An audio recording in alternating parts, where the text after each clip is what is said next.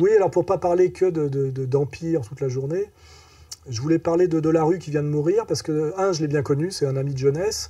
On s'est connus parce qu'on sortait avec un peu de people, on sortait avec la même fille, enfin l'un après l'autre, qui était une jeune mannequin de chez City Model, qui avait un prénom de fruit, dont je ne dirais pas parce qu'elle a dû refaire sa vie, mais qui s'appelait Isabelle, et qui était une jolie fille. Et donc je le connaissais à l'époque où il habitait rue du Cherche-Midi, tout début 80. C'était un type très gentil, très bien élevé, assez cultivé. C'était pas un mauvais bougre, exactement d'ailleurs comme j'ai connu un peu moins intimement, mais j'ai connu un peu de Chavannes, c'est plutôt des braves mecs. Et en fait, ils sont tombés dans le piège de la réussite de ce qu'on appelle le culturo-mondain médiatique. Et ce piège, finalement, l'a détruit. Parce que finalement, il avait à peine 48 ans, et il est mort. Voilà, il était beaucoup plus riche que moi. Malheureusement, il a choisi de faire de la merde. Et comme il était assez fin, cultivé, il savait qu'il faisait de la merde. Pour supporter de faire de la merde, c'est-à-dire de faire le gendre idéal pour la ménagère de moins de 50 ans, alors qu'il était capable intellectuellement peut-être de suivre ma voie, il a pris des substances illicites que j'ai pas été obligé de prendre autant que lui, et surtout pas les mêmes, parce que moi je suis plutôt dans la paix des opiacés plutôt que dans l'hystérie de la cocaïne, hein, c'est deux voies différentes. Finalement, il est devenu riche et célèbre en faisant de la merde. Pour supporter de faire de la merde, parce qu'il n'était pas totalement débile et vulgaire profondément, il est obligé de prendre des produits pour supporter ça, et ces produits l'ont tué, parce que son cancer, à mon avis, vient de cette prise massive de produits. Donc ça veut dire que là, on peut réfléchir finalement non seulement au jugement dernier, c'est que quand il va se retrouver face à Dieu, il est obligé de passer par un moment de purgatoire, parce que globalement, il a quand même on a beau dire qu'il était gentil, machin, etc., il a travaillé du mauvais côté, il n'a pas mis son intelligence au service du beau, du bien et du vrai. C'est une certitude. Et finalement, aujourd'hui, moi, je suis toujours vivant, en ayant fait toutes les bêtises qu'il ne fallait pas faire, soi-disant, pour intégrer l'oligarchie culturo-mondaine. Et lui a fait tout ce qu'il fallait. Je suis vivant, il est mort. J'ai une œuvre, il n'en a pas. Et surtout, je vais raconter, je l'ai croisé il y a quelques mois à un vernissage d'un ancien ami qui ne l'est plus d'ailleurs, Nab, pour ne pas le nommer. C'est intéressant de savoir que Nab arrivait à vendre des tableaux à Delarue. Il a toujours été très bon, Nab, pour se vendre un peu aux gens du système. Nathalie Reims...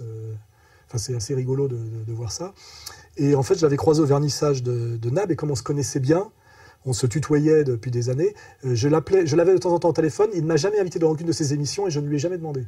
C'était assez drôle, c'est pour la limite pour qu'il n'y ait pas pour pas qu'il y ait de porte-à-faux. Donc il m'a fait inviter dans des émissions qu'il produisait, Evelyne Thomas, etc., mais jamais dans les siennes, et je n'ai jamais voulu être dans une émission face à lui, parce que comme j'avais de la sympathie pour lui en privé, ça m'aurait fait chier d'être face à son masque, quoi, voilà. Donc c'est assez récent, parce qu'à la fois on était copains, j'aurais pu m'appuyer sur lui pour qu'il m'invite, il m'a jamais invité, je lui ai jamais demandé.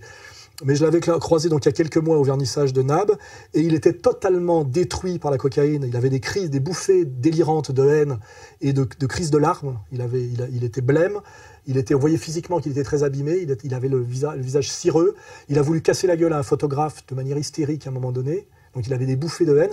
Et à un moment donné, ce qui était très triste, c'est qu'on s'est parlé 5 minutes en privé, et il m'a tenu la main et il s'est mis à pleurer, tu vois. Et j'ai vécu cette chose-là 2 fois dans ma vie avec Jean Edernalier. À un moment donné, quand Jean Edernalier m'a dit un jour, tu sais, moi aussi je suis un mec bien, il s'est mis à pleurer.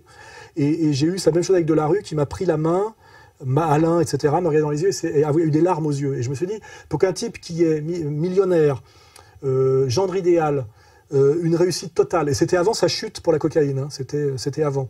Donc il était encore au top du top. Hein, me prenne la main en pleurant, avec une espèce de respect, de dire en gros, quelque part, j'ai raté ma vie, peut-être, et avec un respect évident, parce qu'un mec comme Delarue ne vient pas me voir dans un lieu public, me serrer la main et parler avec moi, de manière exactement comme quand Julien Cazard se fait prendre en photo avec moi. Pour ceux qui savent qui il est, ces gens-là ne le font pas par hasard, c'est-à-dire qu'il y a un vrai respect. Et donc là, Delarue vient de mourir, je pourrais l'insulter ou me moquer de lui comme je me moque d'un mec pour qui j'ai beaucoup plus de mépris, comme Guillon. Delarue était plutôt en privé et humainement un mec plutôt bien, un mec fin, cultivé, assez charmant. Et malheureusement, d'avoir fait de la merde dans la télé de masse, à l'époque, El Kabbach, il ne faut pas oublier qu'El Kabbach est derrière tout ça, hein, comme toujours. Hein. On retrouve toujours le même genre de gens. Finalement, ça l'a tué. Voilà. Et là, il y a une justice immanente. Hein, je veux dire, voilà. Je ne l'insulterai pas, mais c'est une justice immanente. Il a péri par là où il a péché. Et c'est important. Il est important de croire à la justice immanente, qui est finalement le mot discret de la justice divine. Parce qu'il n'est pas normal que les méchants ne soient pas punis et que ceux qui ont choisi le mauvais chemin triomphent. Voilà. Donc, sa mort m'a fait de la peine. Je savais qu'il allait mourir, j'en étais certain, il avait un cancer incurable et je savais qu'il allait mourir, c'était écrit, donc ça ne m'a pas étonné. Et j'ai déploré sa fin, mais en même temps, elle est totalement morale et justifiée, et lui-même sans doute le savait et le reconnaissait. Voilà. Et donc je dis, c'est un exemple, ça doit être un exemple pour les gens qui m'écoutent et les gens qui se posent des questions sur ce que c'est que la vie, c'est-à-dire la vie ici et la vie au-delà, pour ceux qui croient réellement en Dieu. Parce qu'on croit en Dieu parce qu'on le craint. C'est-à-dire qu'on se pose la question de savoir comment ça se passera quand on sera face à lui. Sinon, c'est qu'on est un menteur et un tartuffe et un escroc. Ou alors, c'est qu'on est un adorateur de Satan. Hein. Et là, ça peut expliquer BHL, Attali, etc., etc. C'est-à-dire que leur Dieu n'est pas le nôtre. Hein. Voilà, c'est le Dajjal, quoi. Hein, voilà. Et donc... Que ce soit, voilà, que les gens réfléchissent à ça, là, les jeunes qui cherchent à réussir ou pas, qu'est-ce qu'il faut sacrifier, pas sacrifier, du mondain et de la vérité.